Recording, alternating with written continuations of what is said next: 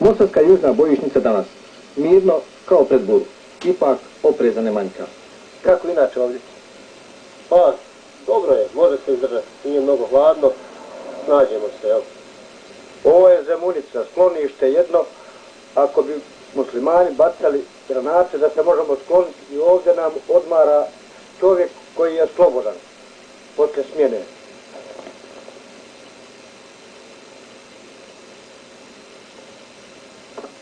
Nešto južnije Mostarska zračna luka, pod kontrolom je HVO-a, ali što to vrijedi kada je pista crta razgraničenja, praktično ničija zemlja, kako se to vojnički kaže. Sa ove piste polijetali su pretprošle i prošle godine srbo-jugoslavenski zrakoplovi da bi razarali Hrvatsku. Hrvatskom krvlju, puškom i smjelošću je prošle godine pista oslobođena. Valjaće nam opet preko piste velebojovnici i dodaju. Trenutna moja situacija ovdje zadovoljavajuća, moral kod vojnika je veoma dobar. Što se tiče toga, najveći je problem što se tiče Ženeve, same Ženeve, inače nije Ženeve, ne bi bilo mista ni samo Turskoj. Na ovom brdu su srpske snage, nešto južnije, točnije ovdje u selu Gnojnice su muslimanske postrojbe. Sa ove strane piste je HVO, svi se tako drže na nišanu. A ovo je prelijepo mostarsko izletište Buna, bolje reći nekada bilo. Toliko puta su muslimanske postrojbe pokušale u posljednje vrijeme da ga zauzmu. Sečko Gaglo je i prije rata bio sinonim uspješnosti hrvatskog čovjeka na Buni, tada kao izvanredan poslovni čovjek, danas je kao i ostali bojovnik. Buna je bila hrvatska i osjeća hrvatska Buna. A poručujem muslimanima, ako Bog da do Božića ćemo snaći u Blagaju. Pri osvajanju maloga polja, kako vidite, nalazim se samo domaku Blagaja. Evo vidite i Stjepan grad, ispod njega se nalazi vrelo Bune. Na prvoj crti obrane u Malom polju, koje je nedavno stavljeno pod kontrolu HVO-a, malo neočekivano, pa tim čini se i zanimljivije, podsjetimo se nekadašnjeg čuvenog nogometnog mostarskog BMW-a, Bajevića, Marića i Vladića. Bajević i Vladić, istina bez Marića, nekako opet su ovdje skupa. Istina u nevolji, ali evo kako.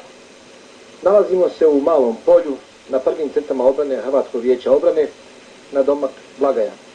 Ovu kuću koju vidite, to je kuća čuvenog nogometaša Duška Bajevića. Naravno, spaljena je. Naše branitelje smo pitali, ko je srušio Bajeviću kuću? Pa Boga se zna ko je, musliman, uostalom možete pogledati Vladićev dom. Bilo je, mi kad smo došli, kompletno stanje ovako našli. Tako tvrde bojovnici HVO-a dok nam pokazuju što je ostalo iza kuća nekadašnjih mostarskih idola, najrođenijih među rođenima, kako su ih Mostarci zvali. Danas kamin praktično na otvorenom.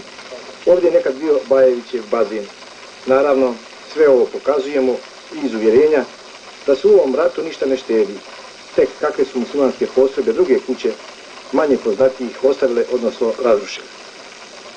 Tako je mostarski BMW podijelio sudbinu Mostara ili obrnuto, svejedno. Duško Bajević je, naime u Grčkoj i upućeni tvrde, da je pomagao na početku srpsku agresiju. Enver Marić je otišao u inozemstvo nakon muslimansko-hrvatskih sukoba. Franjo Vladić je, zajedno sa Ćelom Topićem, ostao u Mostaru da bi branio hrvatski Mostar i često je, kažu, na prvoj crti obrane. Napuštamo Bunu u sumrak kao nekada dok se na nju išlo nedjeljom na izlet. Ostali su branitelji na crtama. Bune i Bunice, kako se ove rijeke zovu, možda simbolično. Da li slučajno? Je li povijesni usud njihova ljepota, pa se svi bore za njih ili se bune protiv njih? To je uvijek bila hrvatska zemlja, kažu branitelji, i ponavljaju još jednom. Valjaće brzo, nažalost, i ponovno preko piste.